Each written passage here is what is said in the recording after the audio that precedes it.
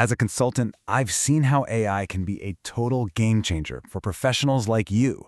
But I've also seen that look of pure frustration when it just doesn't do what you expect. So today, we're going to pull back the curtain and really understand the core mechanics that make these incredibly powerful tools tick. You know the feeling, right? We've all been there. You're deep into a project, the AI is just on fire, it's brilliant, and then, suddenly, it's like talking to a complete stranger. It totally forgets a key detail you mentioned just 5 minutes ago. Well, get this, that's not a bug. It's actually a feature of how these systems are designed, and understanding that design is the absolute key to mastering them. And that's really our goal today. We want to help you move beyond just using AI. Once you get the hidden rules, the levers you can pull and the constraints you're working with, you transform. You go from being a passive user who's just hoping for the best to an intentional operator who can steer the tool to get exactly what you need. All right, so here's our roadmap for this session.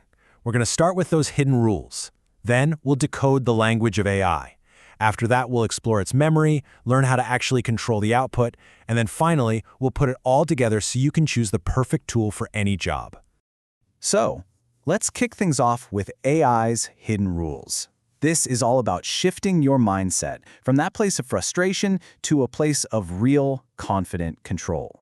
Look, the core message here is that you really don't need to be a machine learning expert to get fantastic results. It's not about that. Once you grasp the why behind the AI's behavior, all those common frustrations, they just become simple, solvable problems. It's all about knowing which lever to pull and when. Okay, next up, let's decode the language of AI. We're going to talk about this little thing called a token. And trust me, it is the fundamental building block for literally everything these models do. So what on earth is a token? Well, the easiest way to think about it is as the AI's version of a word. But it's not a perfect one-to-one match. It's actually a bit more granular. A token could be a whole word, maybe just part of a word, or even a punctuation mark or a space. The general rule of thumb to keep in your head is that one token equals about 3/4 of a word in English. And here's why this really matters for your work. Every single limit you run into, how much text you can paste in, how long of a response you can get, it's all measured in tokens. If you're on a paid plan, you are literally paying by the token. So understanding this concept is absolutely key to making sense of why platforms have certain limits and what you're paying for. Now let's dive into one of the biggest sources of frustration for pretty much everyone, the AI's memory.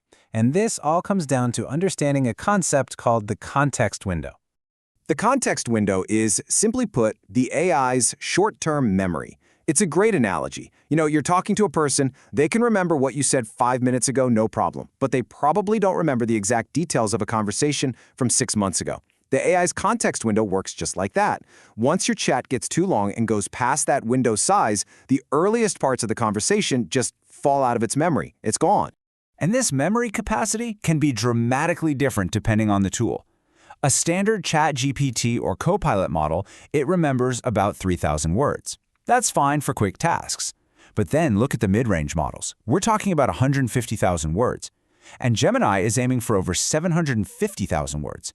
That's like the difference between someone remembering a short memo and someone remembering an entire novel. This is absolutely critical when you're choosing a tool for a really complex project. Okay, on to our next section, controlling the output.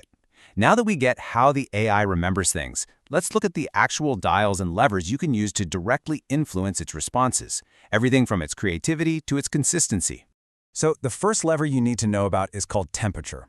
Just think of it like a creativity dial. If you set a low temperature, say at 0, the AI becomes super deterministic and factual.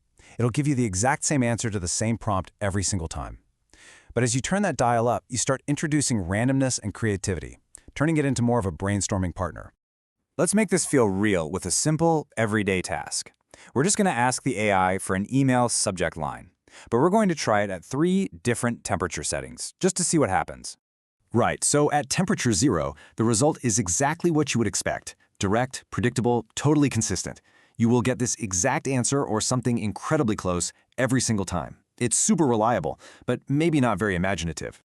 Now, if we move to a more balanced temperature, something like 0.7, which is often the default setting, you start to get some nice variety. The responses are still professional, they're on brand, but there's a little touch of creativity there. One time it might say, your loyalty means everything. And the next it might say, we appreciate your partnership.